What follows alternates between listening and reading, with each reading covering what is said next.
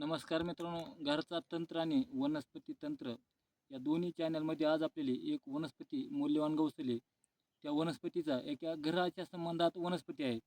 आणि ही वनस्पती शुक्र घराची वनस्पती आहे. शुक्र घर पहिलं राजे महाराजे शुक्र घराचे काही मणी काही लॉकेट धारण करायचे, अंगठ्या धारण करायचे. पण ज्यांच्याकडे गोरगरीब माणूस आहे त्याने मणी धारण करणं होत नाही, त्याच्यामध्ये काही फसवाफशी होते. त्याच्यामुळे शुक्र घराची जर तुम्ही वनस्पती धारण केली तर शुक्र ग्रह तुमचा शांत राहतो. कुंडलीतला शुक्र निघून गेल्यानंतर तुमचा पितृदोष निघून जातो आणि घरातले वास्तुदोष असेल, घरातली काही नकारात्मक शक्ती असेल, ती पण निघून जाते.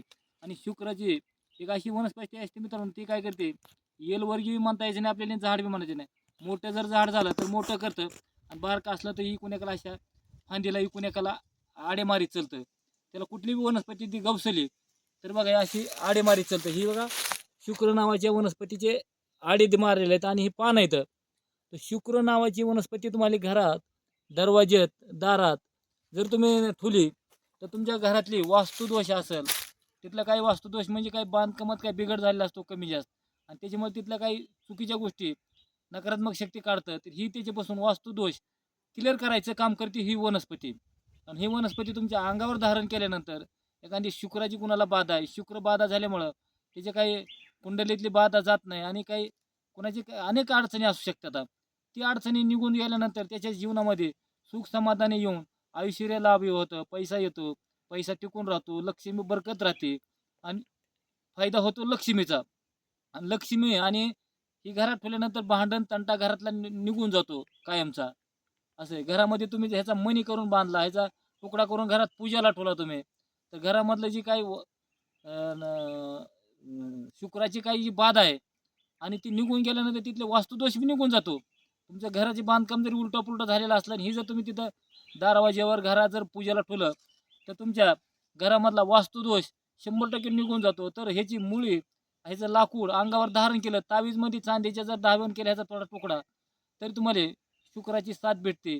आणि शुक्र एकदा चांगला झाला की तुम्हाला पैसा अडका मनानं भरभराट येते. आणि शुक्र वनस्पतीचे तुम्हाला रोज एक 1.25 फुटाचा, अर्ध्या फुटाचा तुकडा पूजेला ठेवायचा. जर शुक्रवारी शुक्राचा जप करून त्याचं जर पौर्णिमेला शुक्रवारी जर तुम्ही त्याची सेवा करताय तर अजून लवकर त्याचा फायदा होतो आणि तुम्हाला त्याचे भरभराटीला एकदम सुखमय होतं. तर ह्याचं मित्रांनो लाकूड मध्ये आता सध्या मे महिन्यामध्ये पाणी धरून आहे, तोडलं तर पाणी निघतं मधून, एवढं दुसऱ्या काही बी खिचून आणायची ताकद आहे ह्याच्यात. लक्ष्मी असेल, तुमची आकर्षण असेल, कुठल्या बी गोष्टी ओढून आणायचे तुम्हाला आणि सुख समाधान द्यायचे, ह्याची एवढी पॉवर आहे. म्हणून हे कुठल्या बी झाडावर चढलं की याडामारी चलतं आणि त्या झाडावर सगळं मोरे पिंजरतं. तर असं ही भरपूर असा ह्याचा वेल बी म्हणायचं नाही आपल्याला आणि झाड बी म्हणायचं नाही, कारण मोठं झालं खाली बुड मोठं होतं आणि वरी याला सारखे तगारे राहतात.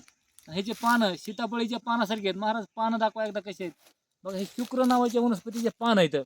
आणि ओरिजिनल आता आम्ही जंगलात फिरत असताना महाराजांनी म्हणलं आपल्या वाचनात आलेलं आहे आणि शुक्र नावाच्या वनस्पतीचा एक व्हिडिओ बनवू, जेणेकरून जरी कोणाला शुक्राच्या घराची काही अडचण सांगितली असेल तर शुक्र घर तुम्हाला ह्याचा लाकूड धारण करा, कंबरला गळ्यात घरामध्ये धारण करा, घराच्या दरवाज्यावर बांधा, घरामध्ये ध्यावर ठेवा, तुमच्या उशाला ठेवा, तुमच्या घरात लाकूड पडून राहू द्या. तुमचा शुक्र एकदम आशीर्वाद देऊन तुम्हाला रंकाचा राजा करायला उशीर लावित नाही. म्हणून ही शुक्र घराची वनस्पती एकदम मित्रांनो मौल्यवान काम करते. आणि ज्याचं कोणाला लाकूड लागेल, फांदी लागेल, तुम्ही कॉन्टॅक्ट करा. आणि तुम्हाला मोबाईल नंबर ह्याच्यात भेटतो. मोबाईल नंबर आहे माझा बघा, 97 63 68 93 68, पाडे मामा, पुणे हडपसर. ही तुम्हाला मौल्यवान अशी वनस्पती काम करते. आणि जेवढा होईल तेवढा व्हिडिओ शेअर करा, लाईक करा, घंटीचं बटन दाबा. चला मित्रांनो लवकरच आपण दुसऱ्या व्हिडिओमध्ये भेटू. जय हरे.